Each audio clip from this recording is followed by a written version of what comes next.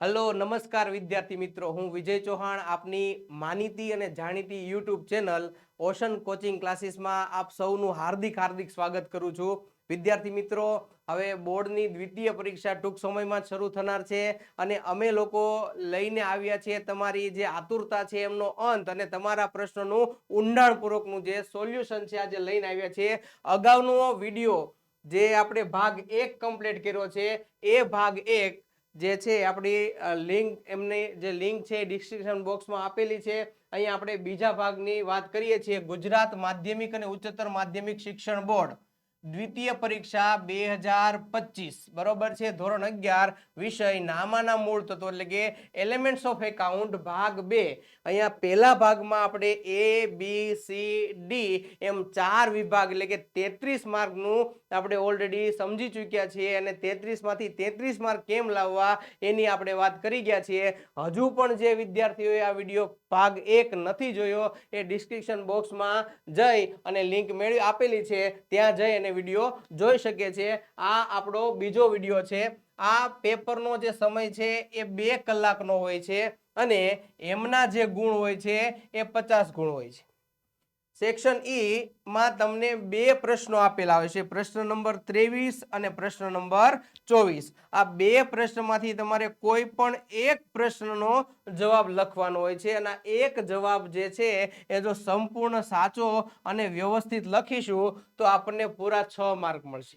વિદ્યાર્થી મિત્રો, આ વિડીયો જો તમે શાંતિથી એનો અભ્યાસ કરશો તો આ 6 માંથી 6 માર્ક મેળવતા તમને કોઈ રોકી શકવાનું નથી. આ વિભાગની વાત કરીએ તો જે 2 પ્રશ્નો છે એમાંથી એક પ્રશ્ન બેંક સિલક મેળમાંથી આવવાનો છે, જ્યારે બીજો પ્રશ્ન છે એ ઘસારાના ચેપ્ટરમાંથી આવવાનો છે. તમને જે કંઈ પણ ચેપ્ટર વધુ ઈઝી લાગતું હોય એ ચેપ્ટર ઉપર તમે તમારું ધ્યાન કેન્દ્રિત કરી અને એની તૈયારી કરીને દાખલો લખશો. બંને ચેપ્ટર જે છે એકદમ સહેલા છે. કોઈ પણ ચેપ્ટર એવું નથી કે નથી આવડે એવું કે અઘરું છે, બરોબર છે.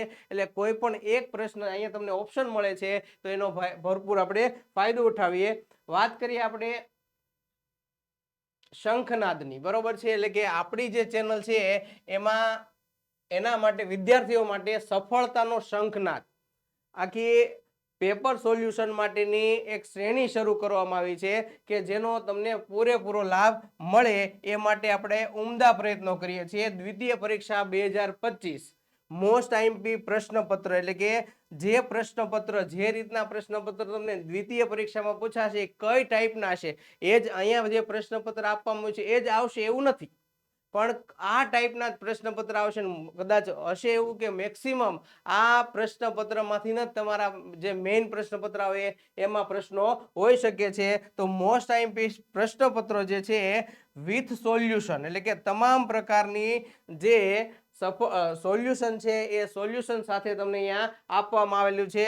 જો તમારે એ પ્રશ્નપત્ર પ્લસ સોલ્યુશન પીડીએફ સ્વરૂપે જોઈતું હોય તો આ પીડીએફ અને પ્રશ્નપત્રની કુલ કિંમત જે છે માત્ર ને માત્ર 10 રૂપિયા જે છે એ 10 રૂપિયામાં તમે આખું પ્રશ્નપત્ર તેમજ એનું સોલ્યુશન પણ મેળવી શકો છો અને આપેલ લિંકમાં ઉપયોગ કરી અથવા તો આપેલ નંબર ઉપર જે છે આ પીડીએફ તમે મેળવી શકો છો. તો ચાલો વિદ્યાર્થી મિત્રો, હવે વાર ન લગાડતા આપણે આગળ વધીએ. પહેલો પ્રશ્ન આવે છે, આદિત્યનો રોકડ મેળ તારીખ 31/3/2024 ના રોજ ₹9,000 ની બેંક શિલ્લક દર્શાવે છે, જે પાસબુક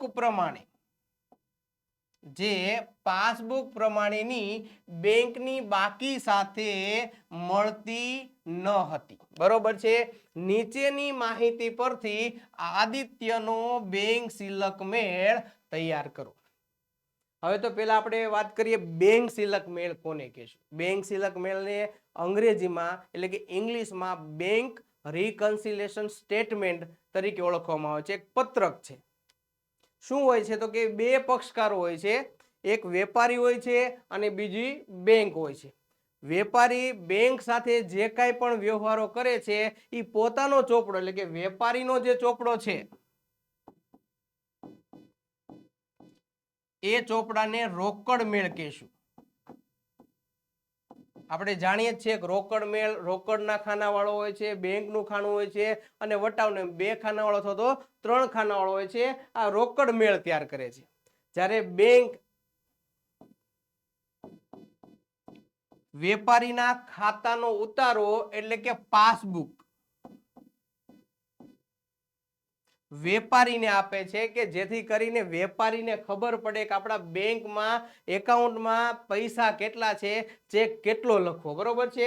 હવે ઘણા બધા વ્યવહારો એવો હોય છે વિદ્યાર્થી મિત્રો કે આ બંને ચોપડા વેપારીનો ચોપડો એટલે કે રોકડ મેળ અને બેંકનો ચોપડો એટલે કે પાસબુકની બાકીઓ જે છે એ સમાન હોતી નથી, મળતી હોતી નથી. એમાં તફાવત એટલે કે વેરિએશન જોવા મળે છે.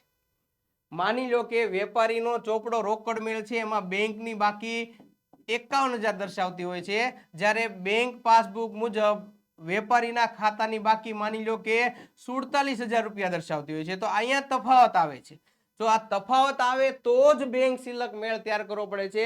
જો વેપારીનો ચોપડો રોકડ મેળ અને પાસબુક જે છે બંનેની બેલેન્સ એક સરખી થઈ જતી હોય તો બેંક સિલક મેળ તૈયાર કરવાનો કોઈ હેતુ રહેતો નથી, એટલે કે તૈયાર કરવો પડતો હોતો નથી. પણ અહીંયા વેરિએશન આવે છે તો આ વેરિએશન એટલે કે તફાવતના કારણો શોધી અને દૂર કરવામાં આવે છે. બેંક સિલક મેળ એક પત્રક છે જેની શરૂઆત જે છે એક ચોપડાથી થતી હોય છે અને એનો અંત જે છે એ બીજો ચોપડાની બાકી હોય છે. એટલે કે માની લો કે આપણે રોકડ મેળ મુજબ બેંક સિલક તૈયાર કરતા હોઈએ તો એનો જવાબ જે છે એ પાસબુક મુજબ મળતો હોય છે અને પાસબુક મુજબ જો આપણે બેંક સિલક મેળ તૈયાર કરતા હોઈએ છીએ તો એનો જવાબ જે છે એ રોકડ મેળ મુજબ મળતો હોય છે. જે ચોપડો આપણે લખતા હોઈએ છીએ એ ચોપડો આપણો પક્ષ ગણાય છે અને સામેવાળાનો બીજો જે ચોપડો છે સામેવાળાનો પક્ષ ગણાય છે. સપોઝ માની લો કે આપણે રોકડ મેળ મુજબ બેંક સિલક મેળ તૈયાર કરીએ છીએ, શરૂઆત રોકડ મેળથી કરીએ છીએ તો રોકડ મેળ આપણો ચોપડો થશે અને પાસબુક જે છે એ સામેવાળાનો ચોપડો થશે. આનાથી ઉલટું જો આપણે શરૂઆત પાસબુક થી કરીએ છીએ તો પાસબુક જે છે આપણો ચોપડો થશે અને રોકડ મેળ જે છે એ સામેવાળા પક્ષનો ચોપડો થતો હોય છે. આગળ વધીએ આપણે તો એનો નમૂનો જોઈએ વિદ્યાર્થી મિત્રો એક વખત. શું છે એનો નમૂનો? આદિત્યનો તારીખ 31/10/2004 ના રોજનો બેંક સિલક મેળ. સેમ આમનોન જેવી જે છે એના ખાતાની પેટર્ન ઓલરેડી છે. અહીંયા ઉધાર રૂપિયા જમા રૂપિયા હોતું નથી. રોકડ મેળ જે છે બે રીતે લખાય છે વિદ્યાર્થી મિત્રો. એક પદ્ધતિ છે ઉમેરો અને બાદ કરોની પદ્ધતિ અને બીજી પદ્ધતિ જે છે એ ઉધાર અને જમાની પદ્ધતિ છે. ઉમેરો અને બાદ કરો પદ્ધતિથી તમારે રોકડ મેળ તૈયાર કરવો હોય તો પણ તમે કરી શકો છો અને ઉધાર જમાની પદ્ધતિથી તમારે રોકડ બેંક સિલક મેળ તૈયાર કરવો હોય તો એ પણ તમે કરી શકો છો. આમાં કોઈ પણ પ્રકારનું વેરિએશન આવતું નથી, એટલે કે ફરજિયાતપણું દર્શાવવામાં આવતું નથી. તમને જે રીતે અનુકૂળ હોય, જે રીત તમને સહેલી લાગતી હોય એ રીતે તમારે જે છે એ બેંક સિલક મેળ તૈયાર કરવાનો હોય છે. બરોબર છે.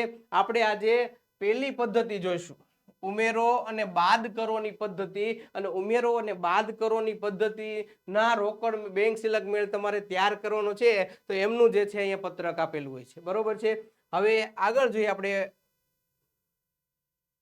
રકમ જોઈએ. પેલું શું આપેલું છે તો કે 31/10/2024 ના રોજ 9,000 ની બેંક સિલક હતી. બેંક સિલક હોય તો આપણે પ્લસ લખવાની હોય છે અને બેંક ઓવરડ્રાફ્ટ હોય તો આપણે રકમ માઇનસ લખવાની હોય છે. એટલે અહીંયા આપણે લખશું રોકડ મેળ મુજબ બેંક સિલક. હવે અહીંયા એ પણ સમજવું જરૂરી છે, રોકડ મેળ મુજબ બેંક સિલક કોને કહેવાય, બેંક ઓવરડ્રાફ્ટ કોને કહેવાય, આપણે સમજીએ તો એક સૂત્ર યાદ રાખવાનું છે, રોજ પાવ બરાબર બેંક ઓવરડ્રાફ્ટ. વિદ્યાર્થી મિત્રો આ તમને એટલા માટે સમજાવું છે કે ઘણીવાર અહીં તો ઓલરેડી આપણે સ્પષ્ટ કીધું છે કે રોકડ મેળ મુજબ બેંક સિલક, પણ એમ ન કીધું રોકડ મેળની જમા બાકી, રોકડ મેળની ઉધાર બાકી, તો ત્યારે આપણે જે છે એ થોડા ગૂંચવણો અનુભવીએ છીએ. આવું ન થાય એના હિસાબે સમજાવું છું. રોજ પાવ એટલે બેંક ઓવરડ્રાફ્ટ એટલે કે રોકડ મેળ મુજબ જમા બાકી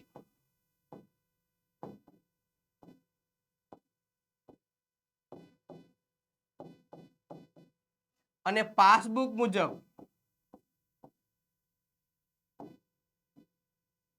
ઉધાર બાકી, રોકડ મેળની જમા બાકી આપી હોય કે પાસબુકની ઉધાર બાજુ આપી હોય ત્યારે એને બેંક ઓવરડ્રાફ્ટ તરીકે ઓળખવામાં આવે છે, જેને ટૂંકમાં BOD કહેવાય છે. આનાથી ઉલટું રોકડ મેળની ઉધાર બાકી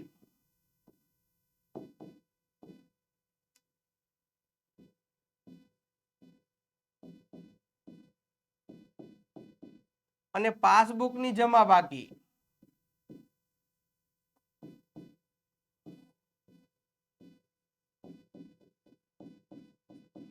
દર્શાવેલ હોય ત્યારે એને બેંક સિલક વડે ઓળખીશું. કારણ કે દાખલાની શરૂઆતમાંથી જો આપણે ભૂલ કરી જશું તો દાખલો જે છે આપણો સાચો જવાબ ક્યારેય આપી શકવાનો નથી. માટે આ બાબત સમજવી ખાસ જરૂરી છે. તો હવે આપણે દાખલાની ગણતરી શરૂ કરીએ.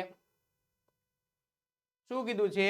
31/10/2024 ના રોજ 9,000 ની બેંક સિલક કોણ દર્શાવે છે? તો કે રોકડ મેળ. તો આપણે લખશું તારીખ 31/10/2024. તો કે તારીખ આવશે નહીં, કારણ કે અહીંયા તારીખ જે છે એ ક્રમ આપણે લખી શકીએ છીએ, તારીખ આવશે નહીં. બરોબર છે. તો અહીંયા લખીએ આપણે તારીખ, એટલે કે સોરી ક્રમ.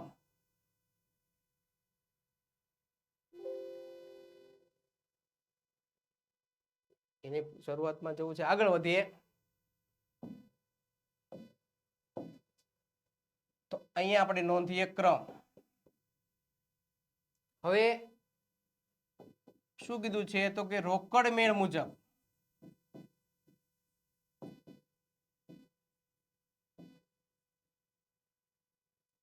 બેંક સિલક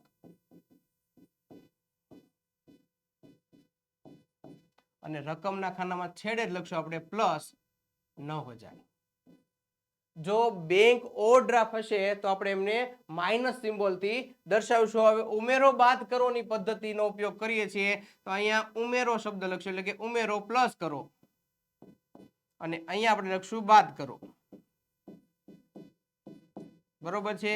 હવે આ પદ્ધતિમાં શું કરવાનું? તો કે જે સામેનો પક્ષકાર જે છે એ જે રીતે અસર આપે એ રીતે આપણે અસર આપે, એટલે કે સામેના પક્ષકારને આપણે અનુસરવાનું હોય. એટલે કે સામેનો પક્ષકાર જે છે એ જો બેંક બેલેન્સ વધારતો હોય તો આપણે બેંક બેલેન્સ વધારી દેવાની, અને એ લોકો એટલે કે સામેનો પક્ષકાર બેંક બેલેન્સ ઘટાડતો હોય તો આપણે પણ ઘટાડી દેવાની. અને આપણે જે કરીએ છીએ, જે અસર આપીએ છીએ એનું વિરુદ્ધ કરવાનું, એટલે કે સામેના પક્ષને અનુસરો,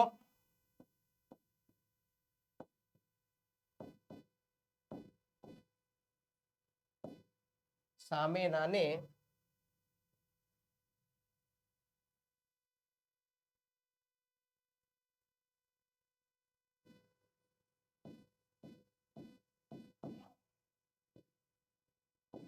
આપણો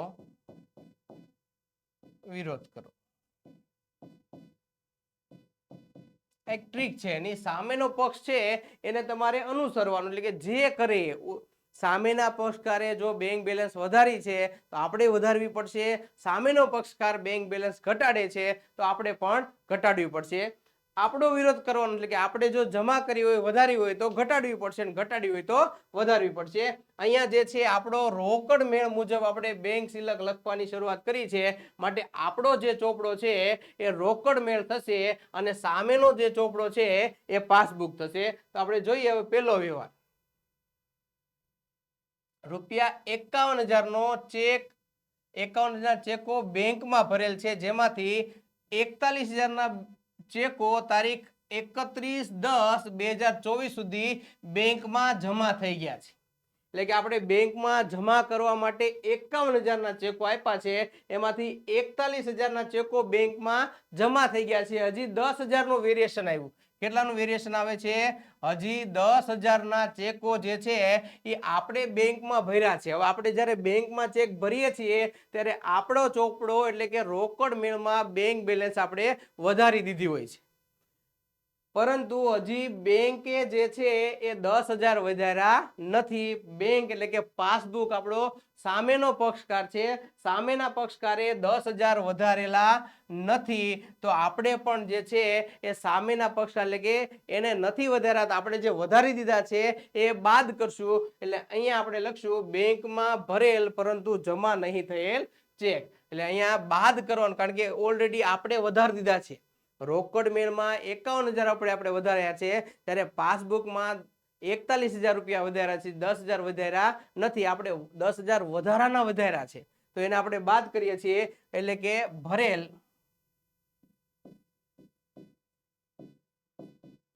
પરંતુ જમા નહીં થયેલ ચેક.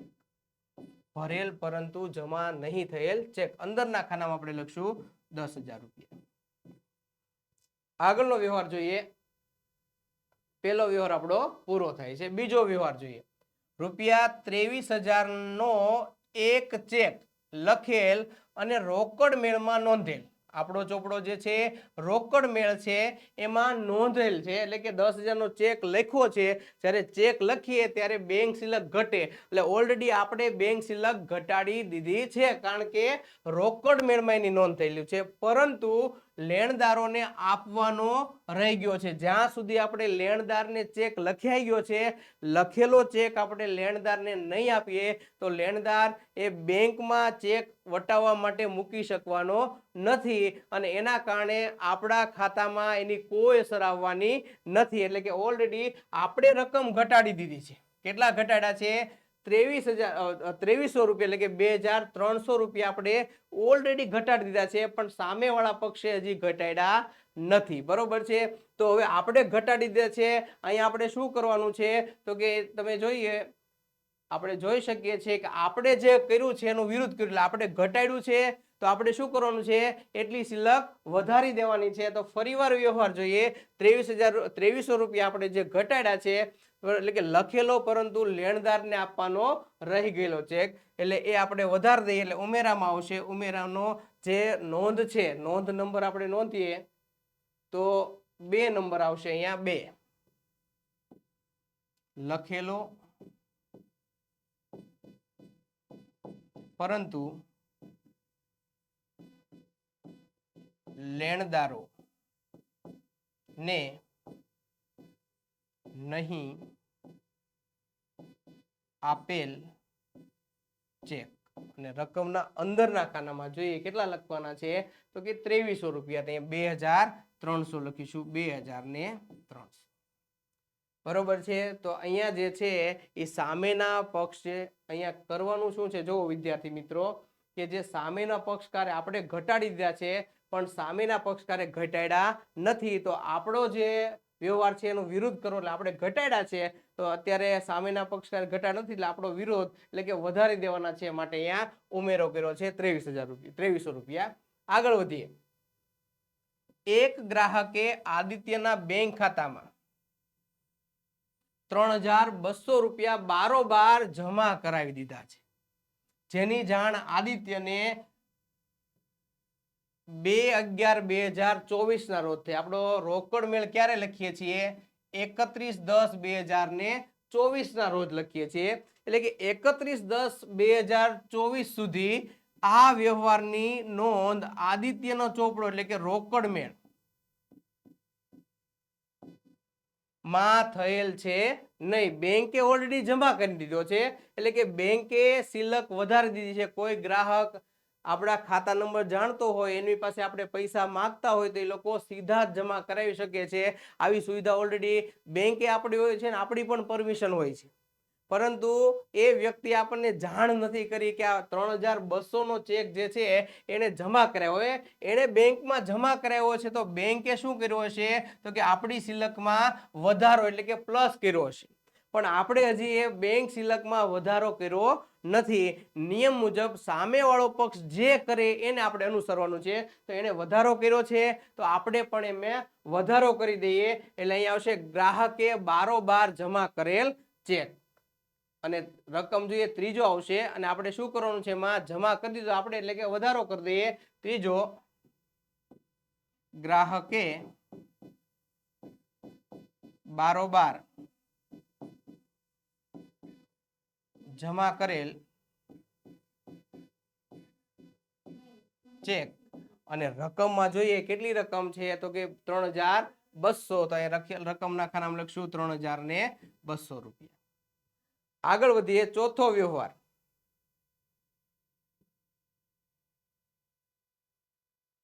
શું કહેવા માંગે છે? બેંકે નોંધેલ બેંક ચાર્જીસ ₹70 રોકડ મેળમાં ભૂલથી 2 વાર નોંધાઈ ગયા છે. એટલે કે રોકડ મેળમાં બેંક ચાર્જીસ આપણે પણ નોંધ્યા છે અને બેંકે પણ નોંધ્યા છે. બંને સાઈડ નોંધ તો થઈ છે, પણ આપણે ભૂલ શું કરી છે તો કે આપણે એકનો એક ખર્ચ ડબલ વાર નોંધ્યો છે. બેંકે તો એક જ વાર નોંધ્યો છે, આપણા લેવલથી ભૂલ થઈ છે. એટલે આપણે જે બેંક ચાર્જીસ જે નોંધ્યો છે એના કારણે આપણી જે બેંક સિલક છે એ ઘટી ગઈ હોય છે.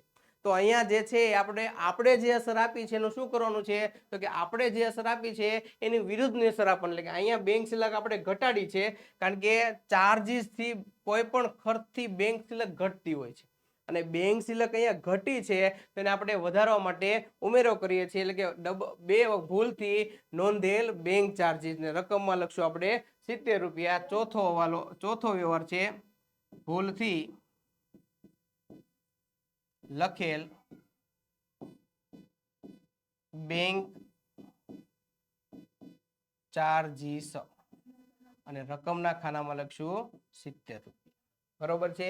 અહીંયા આપણે જે કરીએ છીએ આપણે વધારો કર્યો છે તો ઘટાડો કરવાનો છે. એટલે આપણે જે કામ કરીએ છીએ એનો વિરોધ, એટલે કે એની વિરુદ્ધ બાજુ અસર અહીંયા આપવાની હોય છે. આગળ વધીએ. રોકડ મેળની આય બાજુ, આય એટલે કે આવક બાજુ થશે. આય બાજુ એટલે આવક બાજુ. રોકડ મેળની આવક બાજુનો સરવાળો ભૂલથી 900 રૂપિયા વધારે લેવાઈ ગયો છે. સરવાળો વધારે દર્શાવ્યો છે એનો મિનિંગ શું થયો કે આપણા પક્ષકારે પ્લસ કર્યા છે 900 રૂપિયા. અહીંયા શું કરવાનું તો કે આપણા પક્ષકારે જે પ્લસ કર્યા છે તો આપણે વિરોધ કરવાનો છે. એટલે અહીંયા માઇનસ જો કરી નાખીએ તો આ ભૂલ જે છે સુધરી જાય છે, કારણ કે અહીંયા રોકડ મેળ કે જે આપણો ચોપડો છે ને આપણા ચોપડામાં કોઈ નોંધ થઈ છે. નિયમ મુજબ સામેવાળાને આપણે અનુસરવાનું છે, આપણી વિરુદ્ધ અસર આપવાની. તો અહીંયા આપણે જે ભૂલથી સરવાળો વધુ કર્યો છે એના કારણે બેંક સિલક વધી છે, તો હવે શું કરવાનું છે એને ઘટાડી દેવાનું, એટલે કે બાદ કરવાની છે. તો રોકડ મેળમાં સરવાળાની ભૂલ થઈ તેના, એટલે કે અહીંયા રોકડ મેળની આય બાજુનો સરવાળો ભૂલથી વધારે લેવાઈ ગયો. પાંચમો વ્યવહાર છે રોકડ મેળ સરવાળા ભૂલ અને રકમમાં લખીશું કેટલી રકમ છે જો વિદ્યાર્થી મિત્રો 9000 રૂપિયા છે. તો અહીંયા આપણે 900 રૂપિયા છે, તો અહીંયા આપણે લખીશું 900 રૂપિયા. આગળ વધીએ. બીજું આપણે વાત કરીએ કે વિગતમાં કદાચ માનો કે આમાં થોડુંક વેરિએશન આવે, રોકડ મેળ મુજબ ડબલ વખત બેંક ચાર્જીસ લખાઈ ગયો એમ લખો તો પણ ચાલતું હોય છે, કારણ કે વિગત સાથે કોઈ સંબંધ છે નહીં. આપણો જે છે એ મહત્વનો નિર્ણય તો આપણે જે ઉધાર કે જમા રકમ દર્શાવે છે, ઉમેરો કે બાદ કરો દર્શાવે છે, એ જ વસ્તુ જે છે એ અગત્યની છે. આગળનો વ્યવહાર જોઈએ, આજનો છઠ્ઠો અને આ દાખલાનો છેલ્લો વ્યવહાર.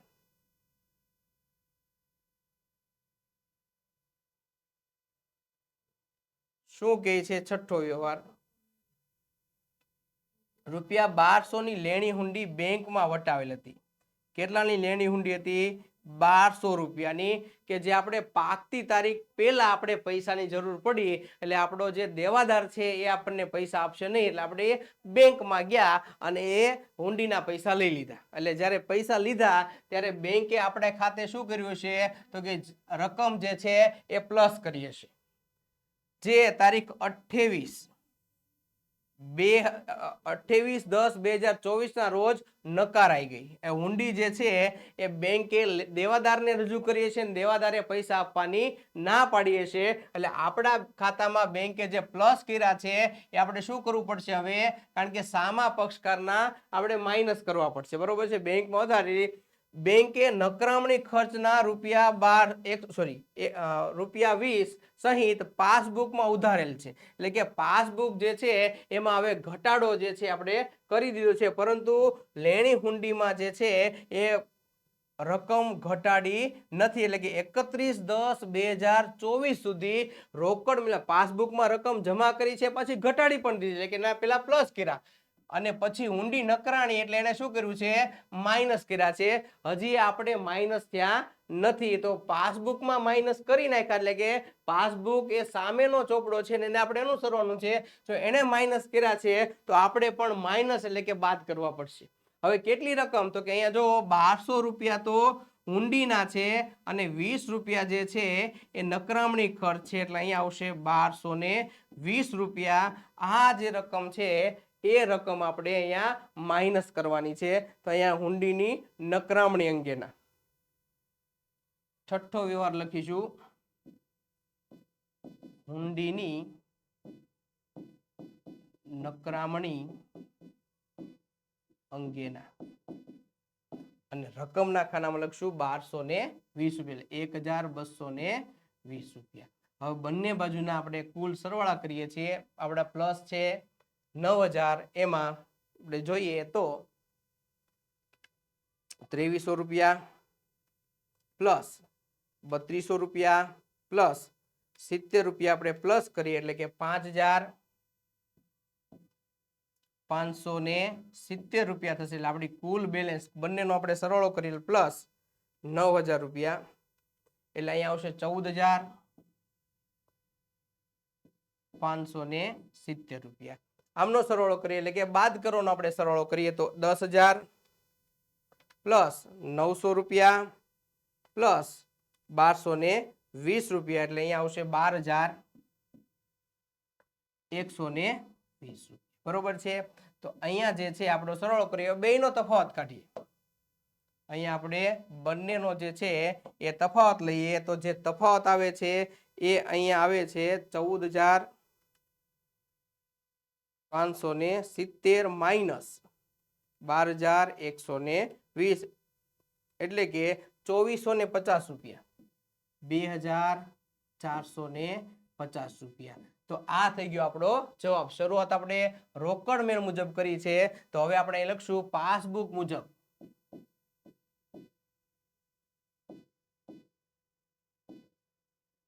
બેંક સિલક.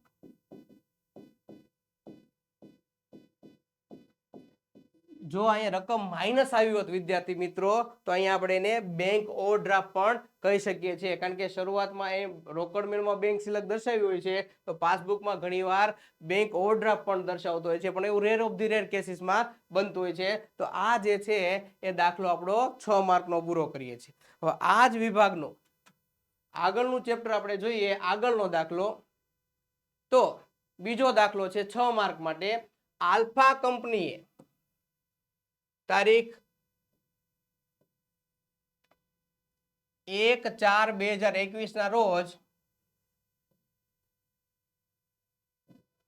45600 ની કિંમતનું એક યંત્ર ચેકથી ખરીદ્યું. જો ખાસ વાત, જો ચેકથી ખરીદ્યું છે, જેનો ગોઠવણી ખર્ચ 1400 એટલે કે 1400 રૂપિયા થયો છે. આપ સૌ વિદ્યાર્થી મિત્રો જાણો છો કે યંત્રની પડતર કિંમત પ્લસ યંત્રની મૂળ કિંમત પ્લસ એનો જે કાંઈ પણ ખર્ચો હોય, યંત્ર લાવવાનો ખર્ચો હોય, ગોઠવવાનો હોય કે ઇન્સ્ટોલેશનનો ખર્ચો હોય, એ ખર્ચો જે છે એ યંત્રની કિંમતમાં એડ થતો હોય છે, અને બંનેનો જે સરવાળો કરીએ છીએ એ આપણી યંત્રની પડતર કિંમત મળે. તો અહીંયા યંત્રની બજાર કિંમત, યંત્રની બજાર કિંમત કેટલી આપેલી છે, તો કે 45600 રૂપિયા. બરોબર છે. પ્લસ ગોઠવણીનો ખર્ચ, ગોઠવણી ખર્ચ થશે 1400 રૂપિયા. એટલે આ બંનેનો સરવાળો કરીએ એટલે આપણને મળશે 47000 રૂપિયા, કે જેને આપણે યંત્રની પડતર કિંમત વડે દર્શાવીએ છીએ. અને આ પડતર કિંમત ઉપર જ ઘસારો ગણવામાં આવે છે. જે કાંઈ પણ ગોઠવણીનો ખર્ચ થશે એ ખર્ચ ખાતે ઉધાર નહીં થાય, પણ એ યંત્રની કિંમત યંત્રની પડતરમાં પ્લસ થતું હોય છે. પછી આપણને આગળ કીધું છે અંદાજિત આયુષ્ય 14 વર્ષનું છે. એટલે કે આ યંત્ર જે આપણે લીધું છે 2021માં એ 14 વર્ષ સુધી ચાલવાનું છે. પછી એની કિંમત કેટલી થઈ જવાની છે? શૂન્ય થઈ જવાની છે. જ્યારે આ યંત્ર બિનઉપયોગી થઈ જશે, બરોબર છે, એટલે કે એની કિંમત શૂન્ય તો નહીં થાય, પણ એના ક્યાંક ઉપર છે, પણ ઉપયોગીતા મૂલ્ય એનું કેટલું થઈ જતું હોય છે? શૂન્ય થઈ જતું હોય છે. પણ જ્યારે બજારમાં વેચીશું ત્યારે એના 5000 રૂપિયા આપવાના આંકન એનું થવાનું છે, એટલે કે એના 5000 રૂપિયા આવશે 14 વર્ષ બાદ જ્યારે એને વેચવા કાઢશું ત્યારે. પેઢીનું હિસાબી વર્ષ 31 માર્ચના રોજ પૂરું થાય છે. તો સરખા હપ્તાની પદ્ધતિ કયો કે પછી સીધી લીટીની પદ્ધતિ કયો? બંને એક જ થશે. ઘસારાની ગણતરી કરો અને પ્રથમ 3 વર્ષની આમ નોંધ પણ આપણે વિદ્યાર્થી મિત્રો લખવાની છે. એટલે કે ગણતરીના પણ અહીંયા માર્ક તમને મળતા હોય છે, પ્લસ આમ નોંધના પણ માર્ક મળતા હોય છે. તો ચાલો કરીએ હિસાબ કિતાબ.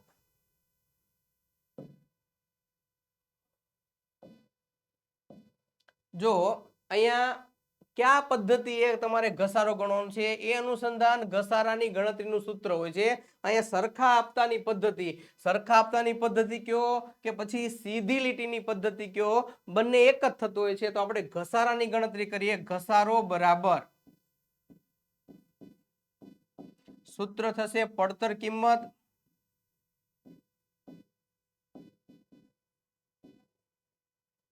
માઇનસ ભંગાર કિંમત ના છેદમાં અપેક્ષિત આયુષ્ય.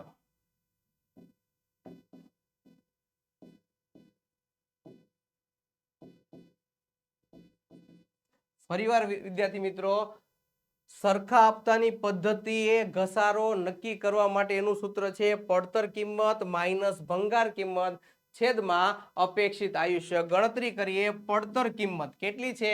તો કે ઓલરેડી યંત્રની પડતર કિંમત જે છે આપણે જોઈ છે, અને આ પડતર કિંમત અહીંયા આપણને મળે છે 47000 રૂપિયા. તો અહીંયા આવશે 47000 માઇનસ અહીંયા આપણે જોઈએ તો ભંગાર કિંમત આપણને આપેલી છે 5000 રૂપિયા. એટલે અહીંયા લખીશું બાદમાં 5000 બાદબાકી કરીશું છેદમાં અપેક્ષિત આયુષ્ય આપણને પૂછે 14 વર્ષ, તો માટે લખીશું 14 વર્ષ. આગળ વધીએ. સાદુરૂપ આપીએ તો 47000 માંથી 5000 રૂપિયા જશે, એટલે અહીંયા આવશે 42000 રૂપિયા ના છેદમાં 14. એટલે 14 તેરી 42. જો વિદ્યાર્થી મિત્રો શક્ય હોય તો કેલ્ક્યુલેટરનો જ ઉપયોગ કરો ગણતરીમાં, જેથી કરીને ભૂલ થવાની શક્યતા ઘટી જતી હોય છે. એટલે આગળ વધીએ આપણે. બરાબર રૂપિયા 3000 રૂપિયા. એટલે કે અહીંયા જે છે દર વર્ષે ઘસારાની રકમ 3000 રૂપિયા જે છે એ આપણને મળતી. એટલે કે યંત્રની કિંમતમાંથી દર વર્ષે. શું કામ દર વર્ષે? કારણ કે અહીંયા આપણે સીધી લીટીની પદ્ધતિ અથવા તો સરખા હપ્તાની પદ્ધતિએ ઘસારો ગણવાનો હોવાથી અહીંયા આપણે 3000 લઈશું. હવે એની આમ નોંધની વાત કરીએ. બરોબર છે, પહેલી ગણતરી પૂરી થઈ છે. હવે એની આમ નોંધ જોઈએ. શું આવે છે એની આમ નોંધ? સી આલ્ફા કંપનીની આમ નોંધ. તારીખ આવે છે. જો કઈ તારીખ છે? તો કે અહીંયા જ્યારે યંત્ર લીધું હોય ને ત્યારે યંત્રની ખરીદીનો વ્યવહાર આવશે. પછી યંત્ર એક જ વખત ખરીદાણું છે, બાકી દર વર્ષે જે છે એ ઘસારો અને પછી ઘસારા ખાતું બંધ કરવાની આમ નોંધ આવશે. તો આપણે યંત્ર લીધું છે 1/4/2021 ના રોજ. તો એ તારીખમાં લખશું 1/4/21. બરોબર છે.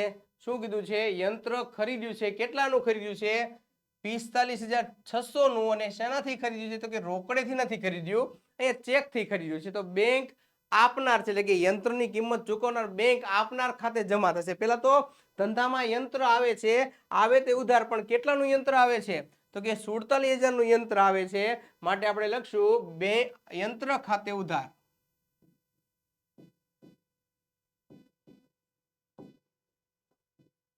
રકમના ખાનામાં લખીશું 47000 રૂપિયા. બરોબર છે। હવે જો આ યંત્રના જે 47,000 આપણે ચૂકવા છે કઈ રીતે ચૂકવ્યા છે તો આપણે જોઈએ તો 45,600 રૂપિયા ચેક દ્વારા ચૂકવ્યા, એટલે 45,600 રૂપિયા બેંક આપનાર છે, બેંક આપનાર છે, આપનાર ખાતે જમાના અનુસંધાને તે બેંક ખાતે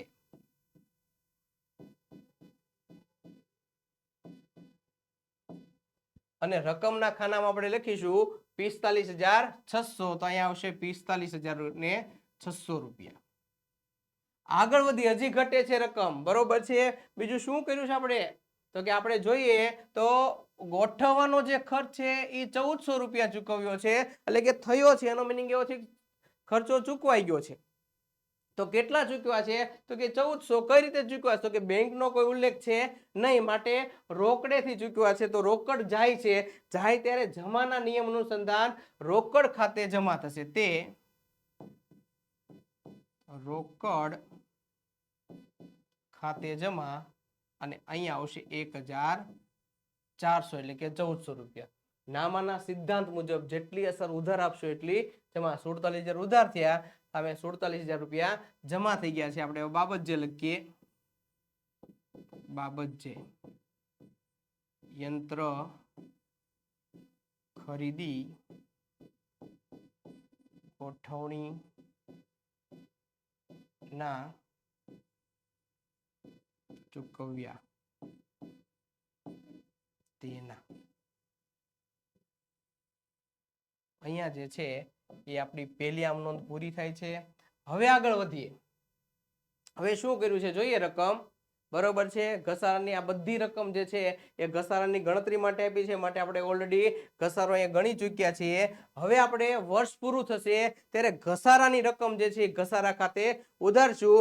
ઘસારાની રકમ જે છે મિલકતમાં ઘટાડો કરે છે, એટલી મિલકત ધંધામાંથી જાય છે, એટલે મિલકત એટલી જમા થતી હોય, ધંધાનો ખર્ચ ઘસારો છે, એટલે ખર્ચ નુકસાન ખાતે ઉધારના નિયમ મુજબ ઘસારા ખાતે ઉધાર, તે યંત્ર ખાતે જમા, એટલે કે ઘસારાની નોંધ આ મુજબ થશે। એટલે કે અહીંયા આપણી તારીખ આવશે 31/3/2022, કારણ કે હવે વર્ષ બદલાઈ જશે। ઘસારો ધંધાનો ખર્ચ છે, તો ઘસારા ખાતે ઉધાર, રકમના ખાનામાં લખશું 3,000, તે જેટલો ઘસારો થાય છે એટલી મિલકત ઘટે છે, એટલી મિલકત ધંધામાંથી જાય છે, જાય તે જમાના હિસાબ અનુસંધાન ને તે યંત્ર ખાતે જમા અને રકમના ખાનામાં લખીશું 3,000। બાબત જે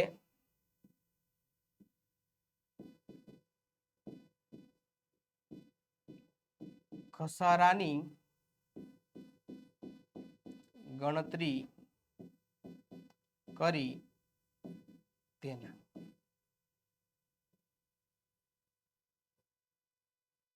આગળ વધીએ।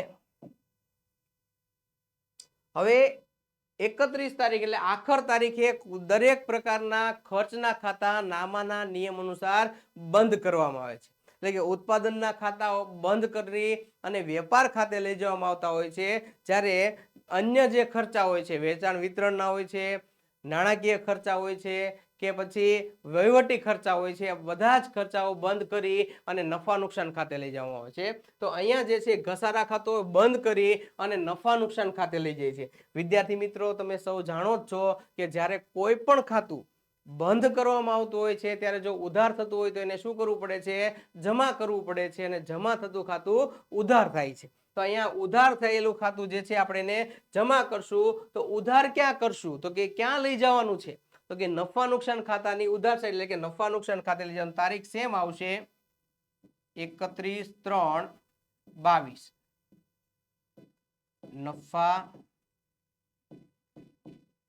નુકસાન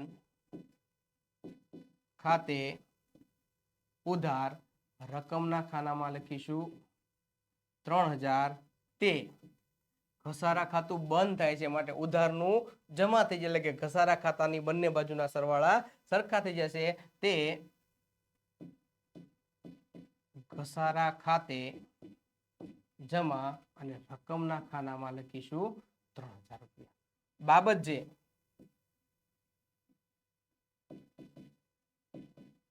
ઘસારા ખાતું બંધ કરી નફા નુકસાન ખાતે લઈ ગયા. બરોબર છે. તો અહીંયા જે છે આ 1 વર્ષની આપણે આમ નોંધ પૂરી કરીએ. જોઈએ રકમ શું કીધું છે, પ્રથમ 3 વર્ષની 1 વર્ષની આમ નોંધ પૂરી કરી. હવે બીજું વર્ષ શરૂ થશે પણ યંત્ર આવતું નથી, માટે સીધી ઘસારાની જ આપણે એન્ટ્રી કરીશું.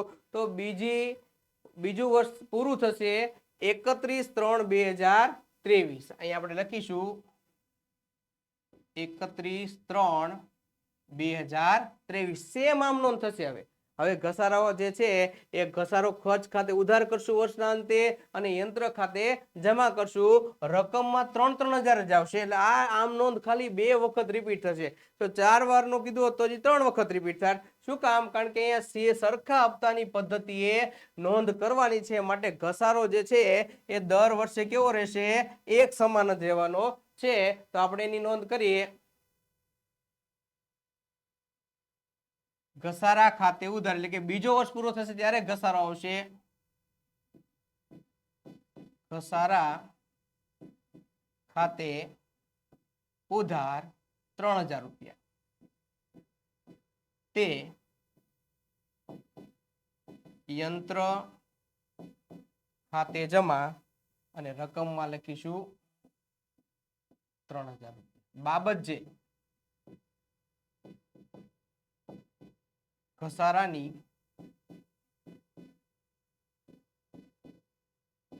ગણતરી કરી તેના એ જ તારીખે ઘસારા ખાતું બંધ કરી દેશું. એટલે કે અહીંયા આવશે 31/3/2023 અને સેમ આમ નોંધ થશે. જે રીતની આમ નોંધ થશે, નફા નુકસાન ખાતે એટલે ઘસારા ખાતું બંધ કરી નફા નુકસાન ખાતે લઈ જશું. આમ બાબત જે પણ સેમ રહેશે. એટલે ફરીવાર અહીંયા બાબત જે લખવામાં આવશે નહીં, કારણ કે બેયની બાબત જે સરખી જ રહેશે. એટલે નફા નુકસાન ખાતે ઉધાર, રકમ પણ સરખી રહેશે. તે ઘસારા ખાતે જમા અને રકમ પણ સરખી રહેશે. માટે લખશું નફા નુકસાન ખાતે ઉધાર 3,000. તે નફા નુકસાન ખાતે ઉધાર, તે ઘસારા ખાતું હવે બંધ થશે. એટલે ઘસારા ખાતે જમા. રકમના ખાનામાં લખીશું 3,000. બાબત જે અહીંયા લખતા નથી. શું કામ? કે બાબત જે છે એ સેમ રહેશે. અહીંયા 2 વર્ષની આમ નોંધ આપણે પૂરી કરી. આપણે કેટલી લખવાની છે વિદ્યાર્થી મિત્રો? તો કે આપણે લખવાની છે 3 વર્ષની આમ નોંધ. હવે આ ત્રીજા વર્ષમાં પણ ક્યાંય યંત્ર જે છે આવતું નથી હોતું. ત્રીજું વર્ષ પૂરું થશે 31/3/2024 ના રોજ ત્રીજું વર્ષ પૂરું છે. સેમ વર્ષ પૂરું થશે એટલે ઘસારો ગણશું અને યંત્ર ખાતે જમા કરશું. એટલે અહીં આવશે ઘસારા ખાતે ઉધાર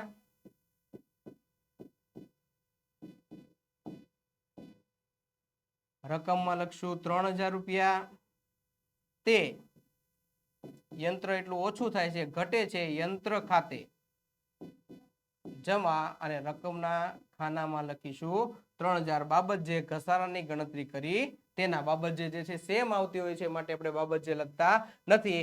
ફરીવાર ઘસારો વર્ષ પૂરું થાય એટલે ખર્ચ અને આવકના ખાતા બંધ કરવાનું હોય છે. આપણે ખર્ચ અને આવકના ખાતા બંધ કરવા માટે ઘસારા ખાતું પણ બંધ કરી અને નફા નુકસાન ખાતે લઈ જશું. માટે 31/3/24 અહીંયા આવશે નફા નુકસાન ખાતે ઉધાર 3,000 રૂપિયા. તે ઘસારા ખાતે જમા અને રકમના ખાનામાં લખીશું 3,000 રૂપિયા. બાબત જે ઘસારા ખાતું બંધ કરી નફા નુકસાન ખાતે લઈ ગયા તેના. અને હવે છેલ્લે આપણે અહીંયા કુલ સરવાળો કરીશું. કુલ સરવાળો બંને સાઈડના સરવાળા જે છે એ એક સરખા થતા હોય છે, માટે 47,000 પ્લસ 3 ને 3 6000 રૂપિયા પ્લસ 12000 રૂપિયા ઇક્વલ ટુ 65000 રૂપિયા જે છે એ આપણો કુલ સરવાળો થશે 65000 રૂપિયા. તો વિદ્યાર્થી મિત્રો અહીંયા જે છે એ આ રીતે આપણે દાખલો ગણી અને 6 માર્ક આપણે પૂરા લઈ આવી શકીએ છીએ. અહીંયા આપણો વિભાગ જે છે એ વિભાગ આપણે પૂર્ણ કરીએ છીએ. ઈ વિભાગ અહીંયા પૂર્ણ કરીએ છીએ. ફરીવાર આપણે જોઈએ ધોરણ 11 વિકાસ પરીક્ષા લક્ષી એસાઇનમેન્ટ, બરોબર છે, કે જે આ એસાઇનમેન્ટ આપવામાં આવેલું છે એનું સંપૂર્ણપણે સોલ્યુશન એટલે કે જે એસાઇનમેન્ટના જે પ્રશ્નપત્ર છે એમનું સોલ્યુશન જે છે એ એપમાં મળશે. એપ જે છે ડાઉનલોડ તમે કરી શકો છો ઓશન કોચિંગ ક્લાસીસ, અથવા તો જે આપેલ નંબર છે એ નંબરનો કોન્ટેક્ટ કરી પણ આ આખી બુક જે છે એમનું તમે સોલ્યુશન મેળવી શકો છો. હવે આપણે આગળ મેઇન વિભાગ તરફ જઈએ અને એ વિભાગ છે એફ વિભાગ. ધોરણ 11 માટે અને એકાઉન્ટ માટે આ વિભાગ જે છે ખૂબ અગત્યનો છે, કારણ કે અહીંયા એક જ દાખલો આવે છે અને એના જે ગુણભાર છે એ 11 માર્કનો હોય છે, એટલે કે વાર્ષિક હિસાબ. અહીંયા વેપાર ખાતું, નફા નુકસાન ખાતું અને પાકું સરવૈયું જે કંઈ અહીંયા શીખીશું એ આવતા વર્ષે 12માં ખૂબ જ કામમાં આવવાનું છે. એટલે વિદ્યાર્થી મિત્રો આ જે ચેપ્ટર છે એ અને આ એક્ઝામ્પલ જે છે એ ધ્યાનથી સમજજો, જેથી કરીને 11મા ધોરણમાં તો ક્લિયર કરવામાં તમને ઉપયોગી સાબિત થશે, પણ 12મા ધોરણમાં પણ તમને ખૂબ જ ઉપયોગી જે છે સાબિત થતો હોય છે. અહીંયા 25 ક્રમાંક નંબરનો એક પ્રશ્ન આપવામાં આવેલો હોય છે અને 11 ગુણો હોય છે. જોઈએ પ્રશ્ન આપણો. અનિશ નું તારીખ 31/3/2024 ના રોજનું કાચું સરવૈયું નીચે મુજબ હતું, તે પરથી વાર્ષિક હિસાબો તૈયાર કરો. હવે વિદ્યાર્થી મિત્રો વાર્ષિક હિસાબો તૈયાર કરવા માટે બે બાબતો જોઈએ છે. એક જોઈએ છે કાચું સરવૈયું અને બીજું જોઈએ છે એડજસ્ટમેન્ટ એટલે કે હવાલાઓ. ઓલરેડી આપણને કાચું સરવૈયું અહીંયા આપેલું છે, પ્લસ અલગ અલગ પ્રકારના 5 હવાલાઓ જે છે એ આપણને આપેલા હોય છે. કાચું સરવૈયું જે છે એ ખાતા વહીમાંથી તૈયાર કરવામાં આવે છે, આપ સૌ જાણીએ છીએ, પણ જ્યારે અમુક બાબતો જે છે હિસાબી વર્ષ દરમિયાન ગણતરી કરવાની રહી ગઈ હોય તો એને હવાલા સ્વરૂપે જે છે એ દર્શાવવાની હોય છે. આપણે સૌ જાણીએ છીએ તેમ કાચા સરવૈયાની એક જ અસર જે છે આપવામાં આવતી હોય છે અને હવાલા હોય છે એની બે અસરો આપવામાં આવતી હોય છે. અહીંયા ઉધાર બાકી અને જમા બાકી બંને સાથે આપ્યું છે, તો અહીંયા થોડુંક સમજવું પડશે કોને આપણે ઉધાર બાકી કહેશું અને કોને જમા બાકી કહેશું, બરોબર છે. જે ખાતું માનો મૂડી ખાતું છે તો મૂડી ખાતું ધંધાનો માલિક આપનાર છે, એટલે મૂડી ખાતું હંમેશા જમા જ હોય છે અને ઉધાર ખાતું જે છે હંમેશા ઉપાડ ખાતું જે છે હંમેશા ઉધાર હોય છે. તો આ બાબતો જે છે થોડીક સમજવી, સમજૂતી જે છે એની સરળ રીતે આપણે આપીશું. એમના ખાતાના નમૂના જોઈએ તો અહીંયા સીધું નફા નુકસાન ખાતું આપેલું છે અને પાકું સરવૈયું આપેલું છે. તમને ખ્યાલ આવશે કે અહીંયા કેમ આવું થયું, બરોબર છે, કારણ કે અહીંયા વેપાર ખાતાનો કોઈ ઉલ્લેખ કરવામાં આવેલો નથી. કારણ કે અહીંયા જો આપણને વેપાર ખાતે એટલે કે કાચો નફો જે વેપાર ખાતે આપણને આપેલો છે એ છે કાચો નફો. ઓલરેડી કાચો નફો અહીંયા આપણને આપી દીધેલો છે 49,800 રૂપિયા. એના અનુસંધાને જે છે અહીંયા વેપાર ખાતું તૈયાર કરવાની જરૂરિયાત રહેતી નથી. એટલે માત્ર બે જ બાબતો, એક નફા નુકસાન ખાતું અને એક પાકું સરવૈયું જે છે આપણે તૈયાર કરવાનું હોય છે. વિગતો આપણે વાંચીએ તો મૂડી અને ઉપાડ આપણને આપ્યો છે. અહીંયા જે છે 45,000 એ મૂડી છે, જ્યારે અહીંયા આપેલું છે ઉપાડ છે, બરોબર છે.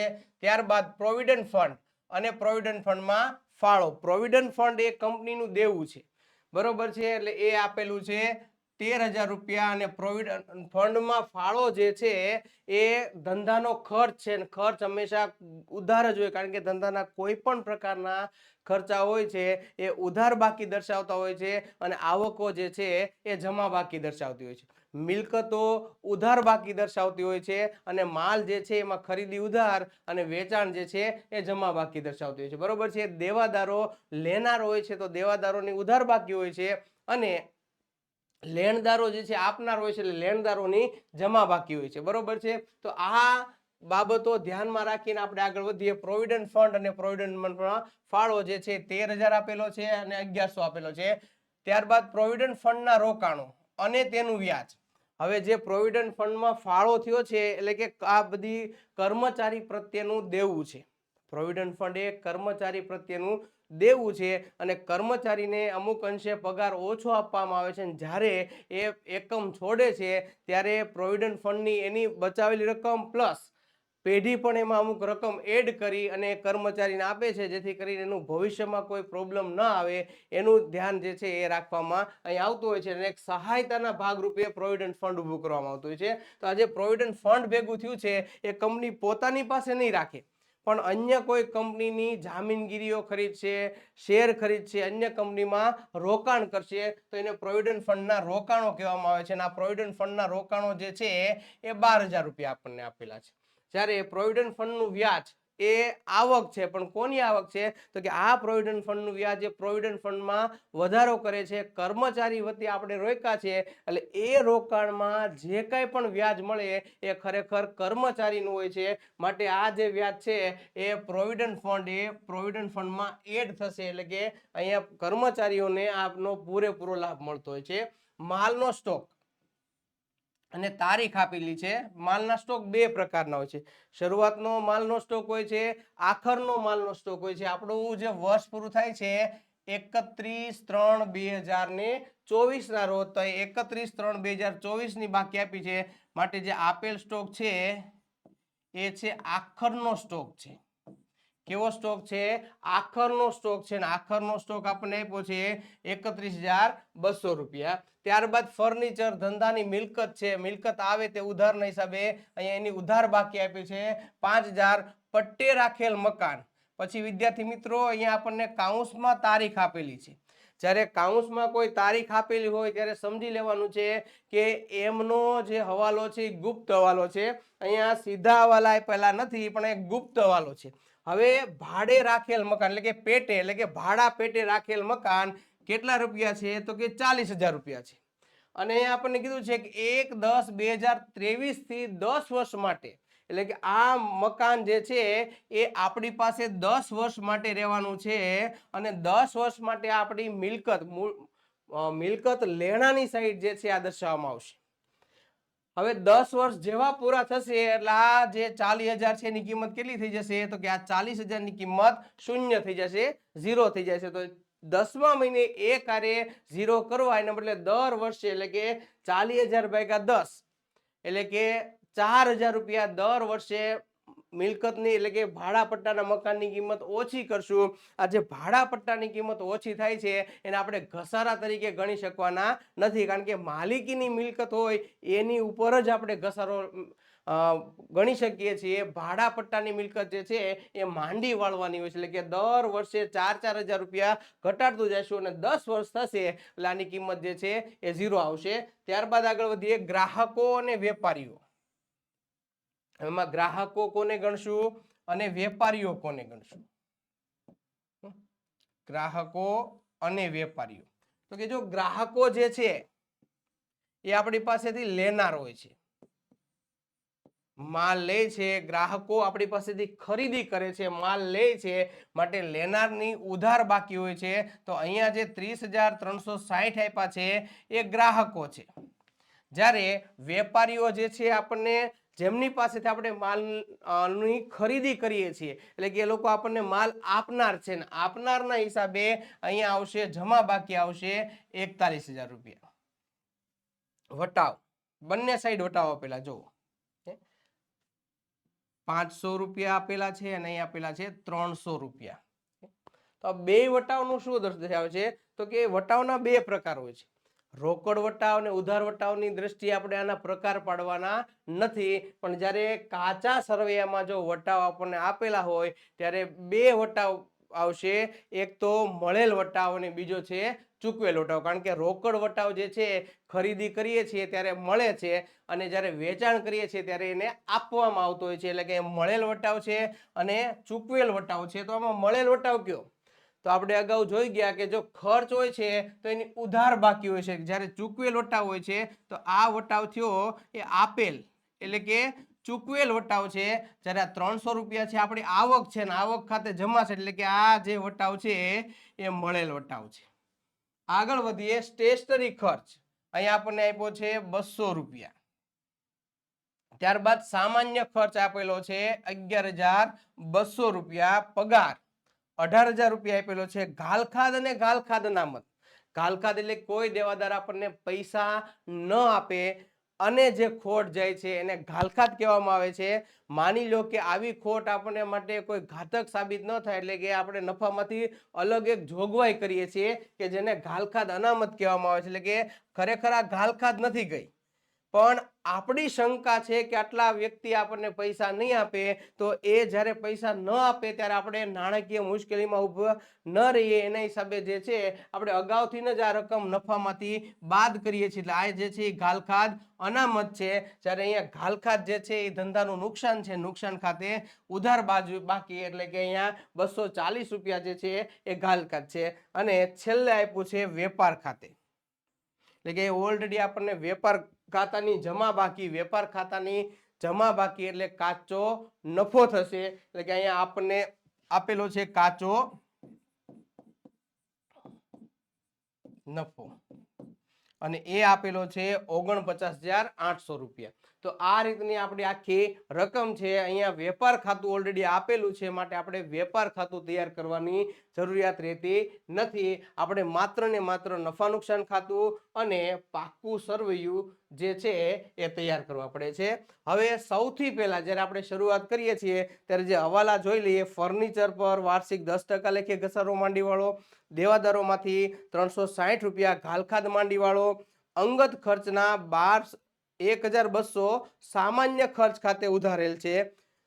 તારીખ 31/3/2024 ના રોજ સ્ટેશનરીનો સ્ટોક 50,000 નો છે અને મૂડી પર વાર્ષિક 5% લેખે વ્યાજ ગણો. બસ આ છે એ 5 હવાલા છે. વિદ્યાર્થી મિત્રો, ફરીવાર જણાવી દઉં કે જે કાંઈ પણ કાચા સરવૈયાની જે કાંઈ એન્ટ્રી આપેલી છે જેમાં ગુપ્ત હવાલો નથી, એ દરેકની સિંગલ એન્ટ્રી થશે. જ્યારે હવાલા જે છે, હવાલા પ્લસ અહીંયા જે ગુપ્ત હવાલો આપ્યો છે એ દરેક વ્યવહારની ડબલ હશે, એટલે કે 2 એન્ટ્રી થશે. બીજી બાબત કહીએ તો કે અહીંયા ઉધાર બાકી જે આપેલી છે એ નફા નુકસાન ખાતાની કાં તો ઉધાર બાજુ આવશે કાં તો મિલકત લેણા સાઈડ આવશે. એટલે આ જે બાકી આવશે, આ બધી બાકીઓ એ જે છે ક્યાં આવશે? એટલે ઘણી વખત ખબર નહીં પડે આપણને કઈ બાજુ આવશે. તો ઉધાર બાકી છે એ કાં તો ઉધાર બાજુ આવશે, બરોબર છે, અને કાં તો પછી જે છે એ મિલકત લેણા સાઈડ જે છે એની નોંધ કરવામાં આવતી હોય છે. એના જમા બાકીઓ બધી જ છે એ કાં તો ખાતાની જમા સાઈડ આવશે, એટલે કે નફા નુકસાન ખાતું હોય તો નફા નુકસાન ખાતાની, અથવા તો અહીંયા વેપાર ખાતું તો આપણે તૈયાર કરવાનું છે નહીં, એટલે કાં તો નફા નુકસાન ખાતાની જમા સાઈડ આવશે, અથવા તો આ બધી બાકીઓ છે એ ક્યાં આવશે?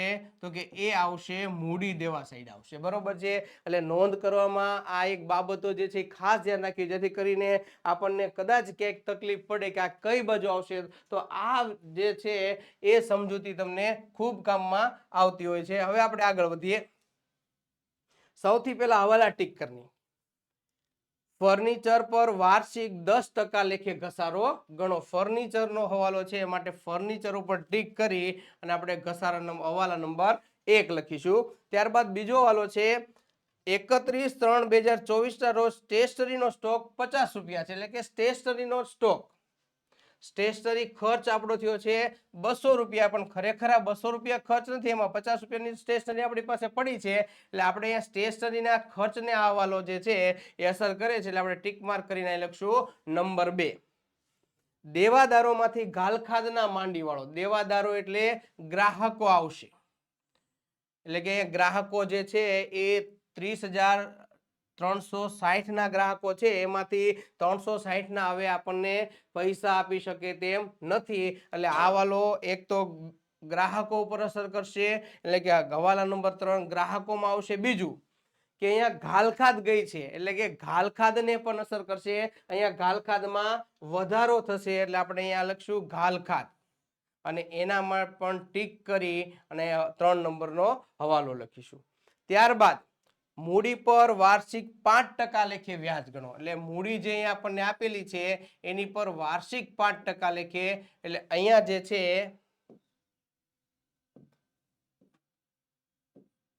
એ ચોથો હવાલો અસર કરશે અને ત્યારબાદ પાંચમો હવાલો છે અંગત ખર્ચના રૂપિયા 12,000 સામાન્ય ખર્ચ ખાતે ઉધારેલ છે, એટલે કે અંગત ખર્ચને સામાન્ય ખર્ચ ગણ્યો છે માટે સામાન્ય ખર્ચને અસર કરશે, કારણ કે ખરેખર સામાન્ય ખર્ચ આપણો 11,200 છે. આ 11,200 માં 1200 રૂપિયા એટલે કે 1,200 રૂપિયા અંગત ખર્ચના છે, એટલે કે ખરેખર સામાન્ય ખર્ચ એટલો ઘટશે અને અંગત ખર્ચ છે માટે અહીંયા ઉપાડ જે છે એટલો વધતો હોય છે. તો અંગત ખર્ચ એટલે કે સામાન્ય ખર્ચમાં પાંચમો હવાલો અસર કરશે અને ઉપાડમાં પણ પાંચમો હવાલો જે છે એ અસર કરતો હોય છે. તો હવાલા બધા ટીક થઈ ગયા બાદ હવે આપણે સ્ટેપ બાય સ્ટેપ એની અલગ અલગ એન્ટ્રી જોઈએ, બરોબર છે. બે ખાતા આપણે તૈયાર કરવાના છે. 31/3/2024 ના રોજનું પૂરા થતા વર્ષનું નફા નુકસાન ખાતું અને ત્યારબાદ જે છે પાકું સરવૈયું, જેમાં મૂડી દેવા મિલકત દેના જે છે આવતા હોય છે. પાકા સરવૈયાનો બંને સાઈડનો સરવાળો જે છે એ સેમ થવો જોઈએ. આગળ વધીએ. હવે પહેલું નોંધ, મૂડી અને ઉપાડ આપ્યા છે 45,000 અને 3,000, એટલે કે મૂડી અને ઉપાડ નફા નુકસાન ખાતે આવશે નહીં, પણ એ પાકા સરવૈયામાં આવતા હોય છે માટે આપણે લખીએ પાકા સરવૈયામાં મૂડી, બરોબર છે. હવે મૂડી આવશે અહીંયા પ્લસ, તમે પાકા સરવૈયા નમૂનો જોશો તો મૂડીનું વ્યાજ આપણને આપેલો છે માટે એક હવાલો આવશે પ્લસ વ્યાજ. હજી નફો આમાં એડ થશે એટલે પ્લસ નફો. આ ત્રણ બાબતો જે છે એ અહીંયા મૂડીમાં, બે બાબતો મૂડીમાં એડ થશે. ત્યારબાદ એમાંથી બાદ કરશું આપણે ઉપાડ. તો હવે જોઈએ મૂડી કેટલી આપેલી છે. તો મૂડી જે છે એ 45,000 ને ઉપાડ જે છે એ 3,000 આપેલી છે. હવાલા જેના જેના આપેલા છે આપણે અંદરની સાઈડમાં લખીશું, એટલે 45,000 અને 3,000. તો એ મૂડી આપણને આપેલી છે 45,000 અને ઉપાડ આપણને આપેલો છે 3,000 રૂપિયા. આગળ વધીએ. હવે એનો બંનેનો હવાલો જોઈએ. શું હવાલા કહે છે? તો કે મૂડી પર ચોથો હવાલો અસર કરે છે. ચોથો હવાલો શું છે? તો કે મૂડી પર 5% લેખે વ્યાજ ગણવાનું છે. મૂડી પર 5% લેખે વ્યાજ, એટલે મૂડી કેટલી છે? તો કે 45,000 રૂપિયા છે. તો આ 45,000 ના 5%, એટલે કે અહીંયા જે છે ગુણ્યા 5 અને આપણે એની ટકાવારી કાઢીએ તો 2,250 રૂપિયા જે છે એ આપણી મૂડી પર વ્યાજ થશે. તો અહીંયા આપણે નોંધીએ મૂડી પર વ્યાજ,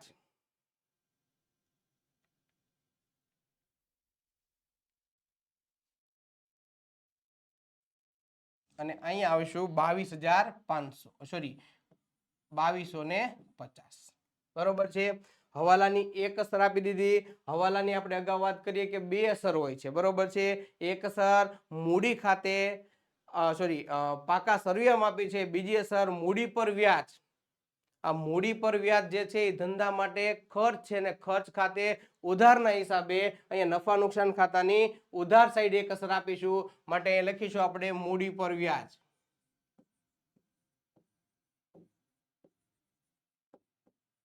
અને રકમના ખાનામાં લખીશું 2,250, એટલે કે 2,250. તો આ રીતે જે છે એ આપણે હવાલાની અસર આપી દીધી છે.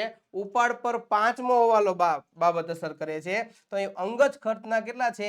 1,200 રૂપિયા છે. એક અસર સામાન્ય અનામત આવશે. જ્યારે સામાન્ય અનામત આપણે જોઈશું એક અસર ત્યારે આપીશું, એક અસર જે છે ત્યારે આપી દઈશું 1,200 રૂપિયા છે, એટલે કે અંગત ખર્ચના 1,200 રૂપિયા આપણે સામાન્ય ખર્ચમાં નોંધ્યા છે. ખરેખર સામાન્ય ખર્ચ છે જ નહીં, તો અહીંયા સામાન્ય ખર્ચ એટલો ઘટાડીશું અને ઉપાડ એટલો વધારીશું માટે અહીંયા પ્લસ, ઉપાડમાં આપણે પ્લસ કરીશું, પ્લસ નહીં નોંધાયેલ. અને રકમમાં જોઈએ કેટલી રકમ છે? તો કે અહીં 1,200 રૂપિયા જે છે એ ઉપાડ તરીકે નોંધ્યા નથી. અહીંયા આવશે 1,200 રૂપિયા, એટલે 1,200 રૂપિયા. એટલે હવે આપણો આ વર્ષનો કુલ ઉપાડ જે છે એ 4,200 રૂપિયા થશે, જે કુલ મૂડીમાંથી આપણે બાદ કરીશું. એક અસર થઈ ગઈ. બીજી અસર ક્યાં આવશે વિદ્યાર્થી મિત્રો? તો કે બીજી અસર જે છે એ અંગત ખર્ચ એટલે કે સામાન્ય ખર્ચ ઉધાર કરેલ એટલે સામાન્ય ખર્ચમાંથી બાદ કરશું, પણ જ્યારે અંગત ખર્ચ આવશે ત્યારે એની નોંધ અહીંયા આપણે આપીશું. અત્યારે આપણે એની નોંધ આપતા નથી. બરોબર છે. જેમ જેમ હવાલા પૂરા થતા જશે એમ આપણે બોક્સ કરતા જઈશું, જેથી કરીને છેલ્લે આપણને ખ્યાલ રહે કે આ હવાલો પૂરો થઈ ગયો છે. ત્યારબાદ આપણે આગળ વધીએ.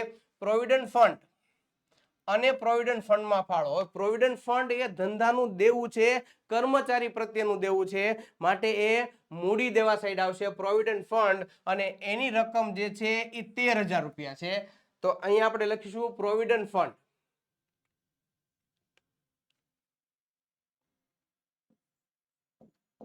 પ્રોવિડન્ટ ફંડ અને રકમના ખાનામાં આપણે લખીશું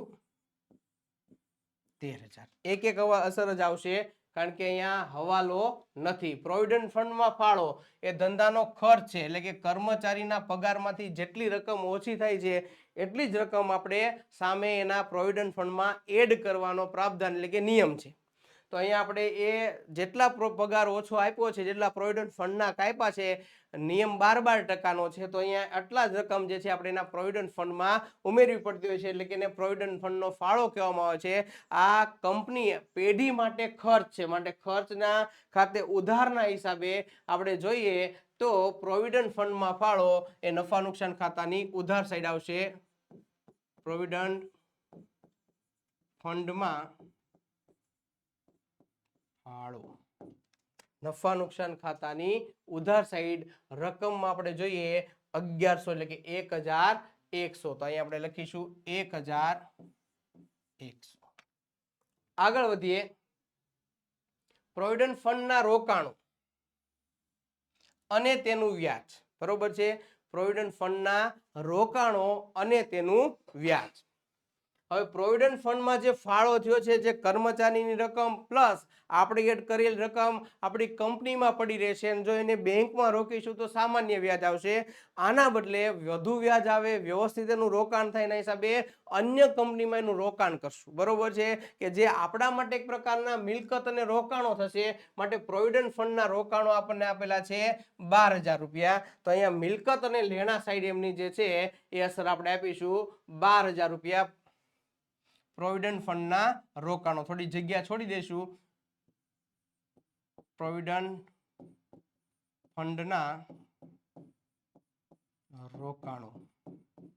તમને પ્રશ્ન થશે કે જગ્યા શું કામ છોડી? તો કે જે કાયમી મિલકતો છે એની નોંધ કરવા માટે આપણે અહીંયા થોડી જગ્યા છોડેલી છે. પ્રોવિડન્ટના ફંડના રોકાણો આપણે જોઈએ તો કેટલા આપેલા છે? 12,000 રૂપિયા અહીંયા આપણને આપેલા છે. તો રકમના ખાનામાં લખીશું 12,000 રૂપિયા. એક જ અસર છે, કારણ કે કાચા સરવૈયાની બાબત છે. ત્યારબાદ આપણને આપ્યું છે તેનું વ્યાજ. પ્રોવિડન્ટ ફંડનું વ્યાજ જે છે એ પ્રોવિડન્ટ ફંડમાં વધારો કરે છે. 1200 રૂપિયા એમનું વ્યાજ છે. બરોબર છે. તો અહીંયા જે છે એ આની બે રીતે અસર કરી શકીએ. એક તો આપણે પ્રોવિડન્ટ ફંડમાં વ્યાજ તરીકે પ્લસ પણ કરી શકીએ છીએ, અને જો પ્લસ ન કરવું હોય તો નફા નુકસાન પાકા સરવૈયામાં મૂડી દેવા સાઈડ એમને આપણે દર્શાવી શકીએ છીએ. તો એ જે છે આપણું એક પ્રકારનું દેવું છે, માટે મૂડી દેવા સાઈડ આપણે દર્શાવીએ પ્રોવિડન્ટ ફંડનું વ્યાજ. પ્રોવિડન્ટ ફંડ પ્લસ પ્રોવિડન્ટ ફંડનું વ્યાજ, અને અહીંયા આવશે 1,200 રૂપિયા. ફરીવાર વિદ્યાર્થી મિત્રો તમને જણાવી દઉં કે પ્રોવિડન્ટ ફંડ અંદરની સાઈડ 13,000 દર્શાવી, આનું વ્યાજ 1200 રૂપિયા પ્લસ કરી, અને બહારની સાઈડ જો તમારે દર્શાવવું હોય તો પણ જે છે તમે દર્શાવી શકો છો. આગળ વધીએ.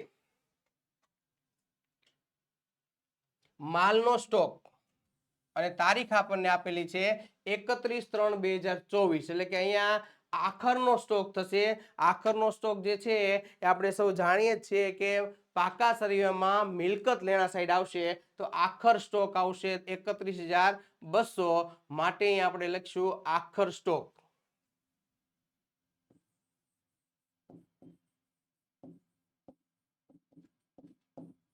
અને રકમના ખાનામાં લખીશું 31,200 રૂપિયા. બરોબર છે. અહીંયા સિંગલ અસર જ આવશે, કારણ કે કાચા સરવૈયાની બાબત છે. અહીંયા જે છે એ આપણે ગુપ્ત હવાલો આને ગણી શકશું નહીં. આગળ વધીએ. ફર્નિચર. ફર્નિચર કેટલું આપેલું છે? તો કે ફર્નિચર જે છે એ આપણને 5000 રૂપિયા આપેલું છે અને પહેલો હવાલો છે ફર્નિચર એ આપણી મિલકત છે માટે અહીંયા પાકા સરવૈયામાં મિલકત લેણા સાઈડ લખશું ફર્નિચર. 5000 રૂપિયા. પણ એ હવાલો છે, હવાલાની જે કાંઈ બાબતો આપી હોય એ આપણે એન્ટર એટલે કે અંદરના ખાનામાં લખીશું જેથી કરી એને હવાલાની અસર આપી અને ચોખ્ખી રકમ જે છે બહારના ખાનામાં આવી શકે છે. હવાલો અસર કરીએ છીએ. જોઈએ કયો હવાલો અસર કરે છે અહીંયા? તો કે 1 નંબરનો હવાલો અસર કરે છે અને 1 નંબરનો હવાલો શું કહે છે? તો કે ફર્નિચર પર 10% લેખે ઘસારો માંડીવાળો. માંડીવાળો કે ઘસારાની ગણતરી કે ઘસારો ગણો એમ કે આ બધું સરખું જ થશે એટલે 10% લેખે એનો ઘસારો ગણવાનો છે. તો આપણે ઘસારો એમનો ગણીએ બાદ ઘસારો.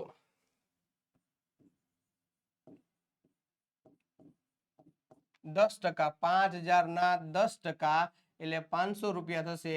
એટલે અહીંયા આવશે 4500 રૂપિયા. આગળ વધીએ.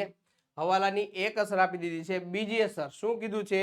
તો કે ફર્નિચર ઉપર 10% લેખે ઘસારો માંડીવાળો. ઘસારો એ ધંધાનો ખર્ચ છે. હવાલાની એક અસર આપી છે. હવે બીજી અસર નુકસાન છે. તો નુકસાન જે છે એ નફા નુકસાન ખાતાની ઉધાર સાઈડ આપણે દર્શાવીએ તો લખીએ ફર્નિચરનો ઘસારો.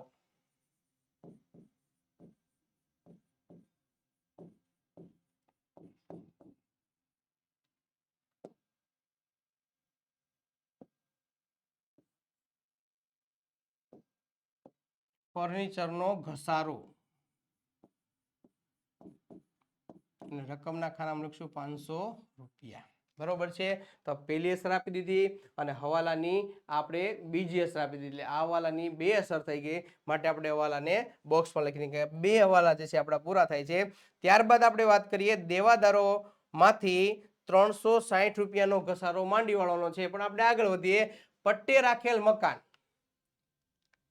કેટલું છે?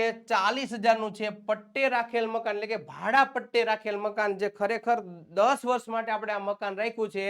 10 વર્ષ માટે આ મકાન આપણી મિલકત સાબિત થશે. એટલે કે 10 વર્ષ માટે આપણે એને પાકા સરિયામાં દર્શાવી શકીએ છીએ. ભાડા પટ્ટાનું મકાન જે છે જે રીતે આપણે આપણી માલિકીની મિલકત દર્શાવીએ છીએ બસ એ જ રીતે ભાડા પટ્ટાનું મકાન દર્શાવવાનું હોય છે. માલિકીની મિલકત જે છે જ્યાં સુધી વેચાણ ન થાય ત્યાં સુધી ધંધામાં રહેતી હોય છે. જ્યારે ભાડા પટ્ટાનું મકાન એના કરારની જે અવધિ છે ત્યાં સુધી અહીંયા રહેતું હોય છે માટે ભાડા પટ્ટાનું મકાન. બરોબર છે. એ પાકા સરિયામાં દર્શાવશું ભાડા પટ્ટાનું મકાન.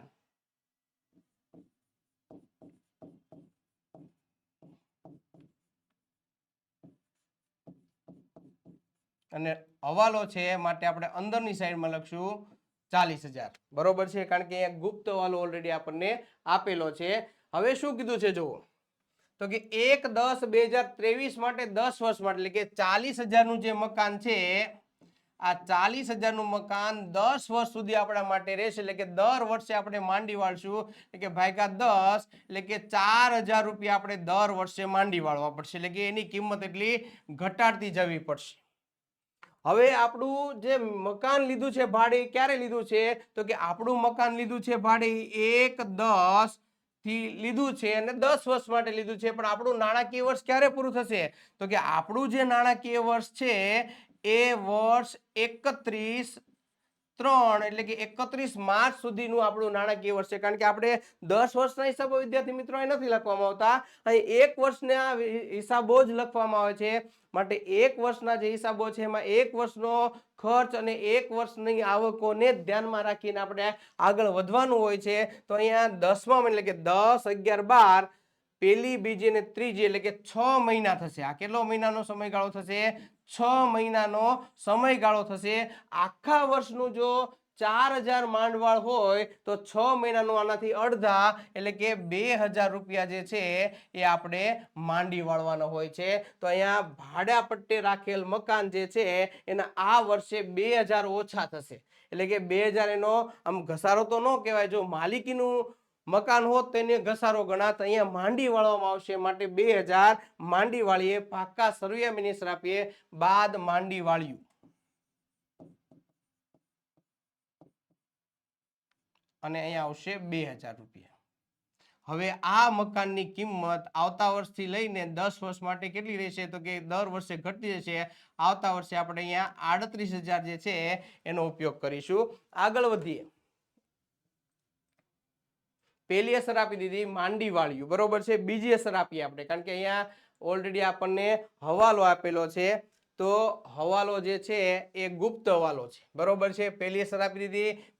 બીજી અસર આપણે આપીએ માંડી વાળ્યું છે માટે ઘસારો જેમ નુકસાન છે એમ આ પણ નુકસાન છે, તો ભાડા પટ્ટાનું માંડી વાળેલ ભાડા પટ્ટાનું મકાન, અને નફા નુકસાન ખાતાની ઉધાર સાઈડ લખશું માંડી વાળેલ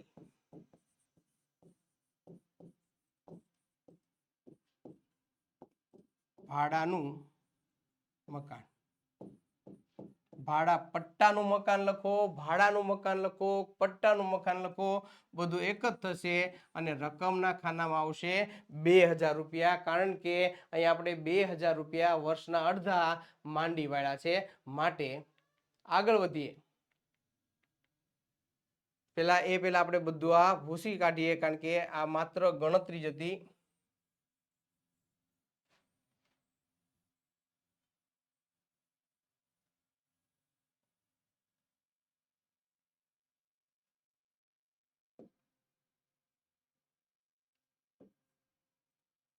ચોથો વાલો મૂડી પર નહોતો, ઉપાડ પર પાંચમો વાલો હતો, બરોબર છે. એ અસર ઓલરેડી આપી દીધી છે. આગળ વધીએ. ગ્રાહકો અને વેપારીઓ. ગ્રાહકો જે છે એની ઉપર ત્રીજા નંબરનો હવાલો છે. પેલા વેપારીઓ એટલે આપણે લેણદારો કહેશું, અને લેણદારો જે છે આપણા 41,000 છે, એની ઉપર કોઈ હવાલો નથી. જ્યારે કોઈ હવાલો ન હોય ત્યારે એની સિંગલ એન્ટ્રી આપશું. વેપારીઓ જે છે એ પાકા સરવૈયામાં મૂડી દેવા બાજુ આપણે એમને દર્શાવશું, તો અહીંયા લખીશું વેપારીઓ. સમજૂતી માટે કૌંસમાં લખવું હોય તો લખી શકાય લેણદારો. વેપારીઓ કયો કે લેણદારો કયો, બધું એક જ થશે. અને રકમના ખાનામાં આપણે લખીશું 41,000 રૂપિયા, તો અહીં આવશે 41,000 રૂપિયા. ત્યારબાદ બીજું છે ગ્રાહકો. વેપારીઓની વિરુદ્ધ સાઈડ, કારણ કે ગ્રાહક જે છે આપણી મિલકત છે, ચાલુ મિલકત છે, માટે લખીશું ગ્રાહકો. ગ્રાહકોને બીજા શબ્દોમાં કેવો હોય તો દેવાદારો. હવાલો હોય તો આપણે એને અંદરની સાઈડમાં લખશું. અહીંયા ઓલરેડી આપણી પાસે હવાલો છે. ગ્રાહકો જે છે એ 30,360 ના આપણને આપેલા છે, માટે અંદરની સાઈડમાં લખશું 30,360.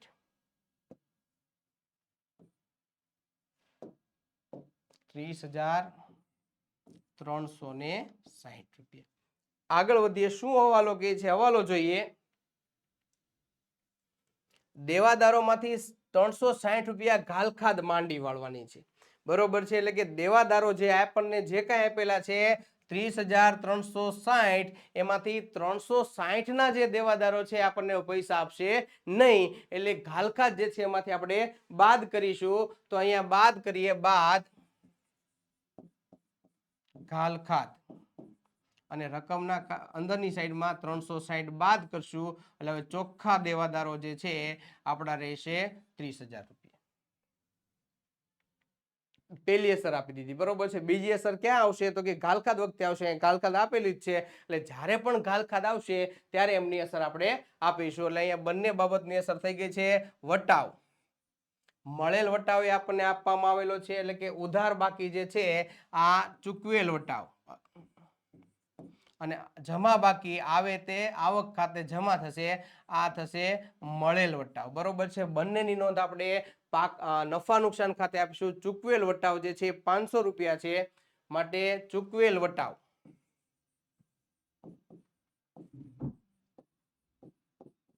₹500, અને બીજો આપ્યો છે એક લીટી મૂકી અને આપણે લખશું મળેલ વટાવ.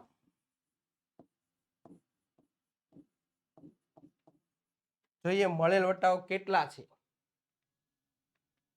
એની આપણે લખીએ તો મળેલ વટાવ જે છે એ આપણો થશે 300 રૂપિયા. તો અહીંયા જે છે આપણે લખીશું 300 રૂપિયા બહારની સાઈડ. હવે તમને એક પ્રશ્ન એ થતો હશે કે એક લીટી કેમ છોડી, બરોબર છે. તો અહીંયા કાચો નફો જે દર્શાવવા માટે આપણે એક લીટી છોડીએ છીએ. વિદ્યાર્થી મિત્રો ફરી વખત તમને જણાવી દઉં, કદાચ આ ક્રમમાં બદલાવ થાય. ઓલરેડી આપણને જે પાક્કા સરવૈયાનો જે નમૂનો આપ્યો છે એમાં વેચાણ વિતરણના ખર્ચા, વહીવટી ખર્ચા, નાણાકીય ખર્ચા, અન્ય ખર્ચા એમ સ્લેબ પાડીને આપેલા છે, બરોબર છે. પણ આપણે જે છે કદાચ એ ફોર્મમાં એ ક્રમમાં ન લખી શકીએ તો પણ આ રીતે માન્ય ગણાતું હોય છે. કદાચ માની લો કે તમારાથી કોઈ ભૂલ થઈ ગઈ કે ભાઈ અહીંયા સીધું મળેલ વટાવ અહીંયા લખાઈ ગયો, તો હવે શું કરવું, તો એને ચેકવાની જરૂર રહેતી નથી. પણ તમે જે કાંઈ કાચો નફો કે જે કાંઈ છે એ તમે નીચેની બાજુ પણ લખી શકો છો. પણ શક્ય હોય તો જે છે એ ક્રમ જળવાય તો થોડું સારું રહેશે. આગળ વધીએ. હવે બંને વટાવનો આપણે અસર આપી દીધી છે. હવે જોઈએ સ્ટેશનરી ખર્ચ. અને કેટલો આપેલો છે, તો કે જે સ્ટેશનરી ખર્ચ જે છે એ આપણને આપેલો છે 200 રૂપિયા, બરોબર છે. એટલે કે સ્ટેશનરી 200 રૂપિયાની વપરાણી છે. પણ એમાં પાછો હવાલો આપણને આપેલો છે, બીજા નંબરનો હવાલો છે, તારીખ 31/3/2024 ના રોજ સ્ટેશનરીનો સ્ટોક પડેલો છે આપણી પાસે. એટલે કે આપણે સ્ટેશનરીની બુકો મગાવી છે, સ્ટેશનરી બિલ માટેના કાગળિયા મગાવેલા છે 200 રૂપિયા, પણ એમાંથી 50 રૂપિયા તો પડેલા છે. એનો મિનિંગ એવો થયો કે 200 રૂપિયાના મગાવ્યા છે, એમાંથી 150 રૂપિયાનો જ ખર્ચો થયો છે. એટલે એ જ ખર્ચાને આપણે ધ્યાનમાં ગણશું. બાકીનો આપણો સ્ટોક થશે. હવાલો છે માટે આપણે અંદરની સાઈડમાં લખશું સ્ટેશનરી ખર્ચ એ નફા નુકસાન ખાતાની બાબત છે, કારણ કે ખર્ચ ખાતું ઉધાર થશે માટે નફા નુકસાન ખાતાની ઉધાર સાઈડ લખીશું સ્ટેશનરી ખર્ચ અને 200 રૂપિયા. અહીં આપણે લખીએ સ્ટેશનરી ખર્ચ અને અંદરની સાઈડમાં હવાલો છે માટે 200 રૂપિયા લખીશું. શું હવાલો કહે છે જોઈએ ફરીવાર, તો કે સ્ટોક જે છે 50 રૂપિયા છે. એટલે સ્ટેશનરીના ખર્ચમાંથી આપણે સ્ટોક બાદ કરશું, કારણ કે આપણો ખર્ચો જે છે એ 200 રૂપિયા નથી. 200 રૂપિયામાંથી 50 રૂપિયાનો તો સ્ટેશનરીનો સ્ટોક આપણી પાસે પડેલો જ છે. એટલે એ રકમ આપણે એમાંથી બાદ કરશું, તો બાદ સ્ટોક અને રકમમાં લખીશું 50 રૂપિયા. તો હવે બહારની સાઈડમાં ખરેખર સ્ટેશનરીનો સ્ટોક એટલે કે સ્ટેશનરીનો ખર્ચો આપણો થશે 150 રૂપિયા. પહેલી અસર આપી દીધી. બીજી અસર આપીએ સ્ટેશનરીનો સ્ટોક, બરોબર છે. જેમ આખર સ્ટોક છે એમ સ્ટેશનરીનો સ્ટોક જે છે એ પણ આપણી ચાલુ મિલકત ગણાશે માટે સ્ટેશનરી સ્ટોક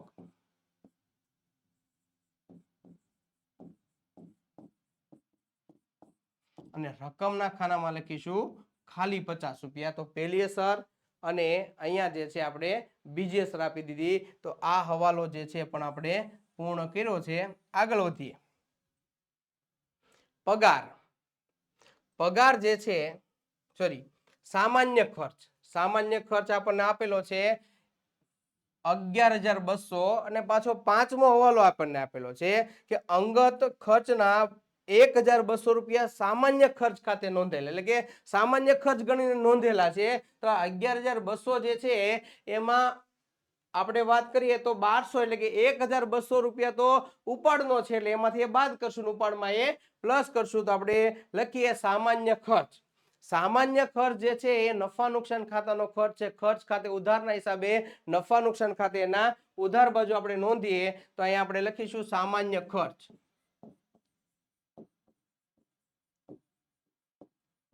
હવાલો છે માટે આપણે અંદરની સાઈડમાં લખશું 11,200, બરોબર છે. હવાલો શું કહે છે, તો કે ભૂલથી નોંધાયા છે. કારણ કે આપણે જોઈએ તો અંગત ખર્ચના ભૂલથી સામાન્ય ખર્ચ ખાતે નોંધાયેલા છે, એટલે એમાંથી બાદ કરશું. બાદ ભૂલથી નોંધાયેલ અથવા તો અંગત ખર્ચના 1,200 રૂપિયા. એટલે અહીંયા જે છે એ આપણો સામાન્ય ખર્ચો થશે 10,000 રૂપિયા. આગળ વધીએ. પહેલી અસર આપણે આપી દીધી છે અંગત ખર્ચના. બીજી અસર આપી છે ઉપાડ જે છે થયો છે, એટલે ઉપાડનો એટલો વધારો થશે. ઉપાડનો વધારો, ઉપાડમાં આપણે અહીંયા ઓલરેડી 1,200 રૂપિયા પ્લસ કરી દીધો, એટલે અગાઉ એમની બીજી અસર જે છે આપણે આપેલી છે. એટલે અહીંયા આ હવાલો આપણો પૂરો થાય છે. ત્યારબાદ આપણે વાત કરીએ પગારની. પગાર કેટલો આપ્યો છે? 18,000 રૂપિયા પગાર આપ્યો છે. અહીંયા જે આપણને પગાર આપવામાં આવેલો છે એ પગાર જે છે એ આપણો 18,000 રૂપિયાનો પગાર છે. પગાર એ ધંધાનો વહીવટી ખર્ચ છે અને ખર્ચ ખાતે ઉધારના હિસાબે નફા નુકસાન ખાતાની ઉધાર સાઈડ જે છે એ આપણે એમની એન્ટ્રી કરવાની હોય છે, માટે અમે લખીશું પગાર. અને રકમની બાર એટલે કે બહારની સાઈડમાં લખશું હવાલો નથી, માટે 18,000 રૂપિયા. ક્લિયર થઈ ગયું? કારણ કે એની એક જ એન્ટ્રી આવશે. ત્યારબાદ ઘાલખાદ અને ઘાલખાદ અનામત. હવે ઘાલખાદ માટે તમને વિદ્યાર્થી મિત્રો અગાઉ ફોર્મેટ સમજાવી દીધું છે. ઘાલખાદ કાચા સરવૈયાની પ્લસ ઘાલખાદ હવાલાની પ્લસ ઘાલખાદ અનામત હવાલાની માઇનસ ઘાલખાદ અનામત કાચા સરવૈયાની, આ રીતે જે છે એ લખવાની હોય છે. તો આપણે એને નફા નુકસાન ખાતાની સાઈડમાં લખીશું ઘાલખાદ અને અહીંયા લખીશું આપણે કાચા સરવૈયાની પ્લસ ઘાલખાદ, અહીંયા લખીશું હવાલાની પ્લસ ઘાલખાદ અને અહીંયા આપણે લખીશું ઘાલખાદ અનામત.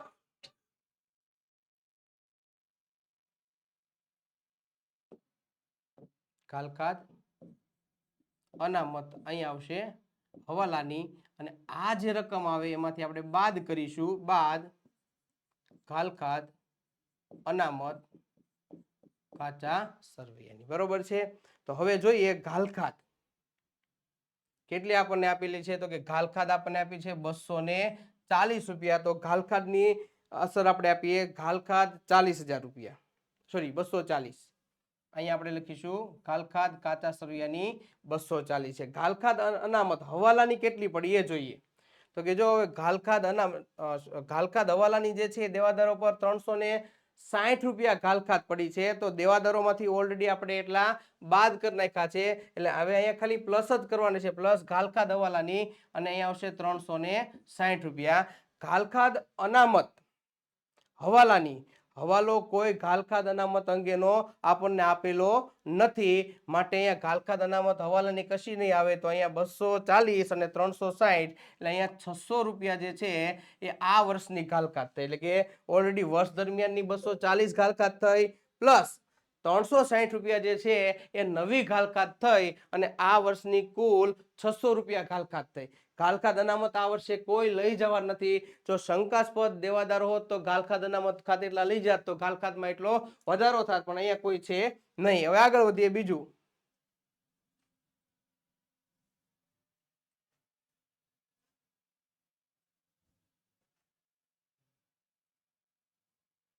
આગળ વધીએ આપણે શું કીધું છે ઘાલખાદ અનામત અને આપે છે 2500 રૂપિયા.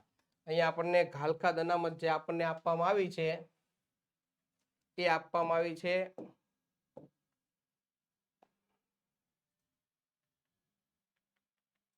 2500 રૂપિયા. બરોબર છે? અહીંયા આપણને ઘાલખાદ અનામત 2500 રૂપિયા જે છે એ આપવામાં આવી છે, માટે આ ઘાલખાદ અનામત કાચા સરવૈયાની થશે, માટે એની નોંધ કરશું અહીંયા 2500 રૂપિયા.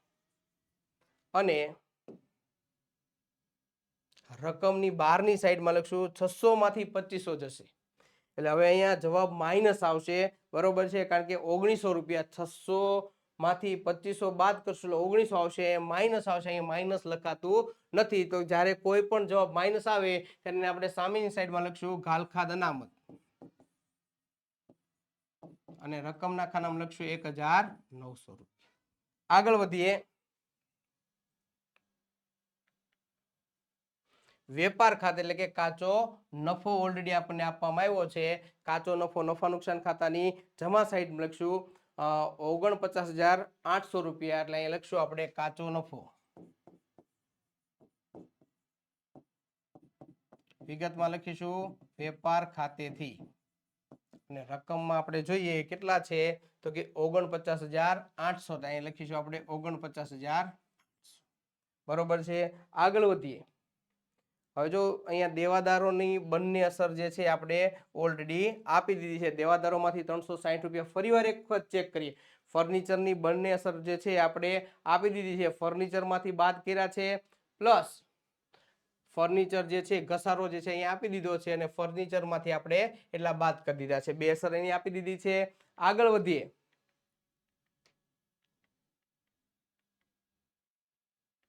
તો બીજો ઓલો જોઈએ સ્ટેશનરી સ્ટોક એટલે કે સ્ટેશનરીમાંથી બાદ કરી અને પાકા સરવૈયામાં એની પણ આપણે અસર આપેલી છે એટલે સ્ટોકમાંથી એટલા બાદ કરી દીધા છે પ્લસ અહીંયા તમે જો તો સ્ટેશનરી સ્ટોક 50 રૂપિયા એની બંને અસર આપણે આપેલી છે ઓલરેડી. ત્યારબાદ આપણે વાત કરીએ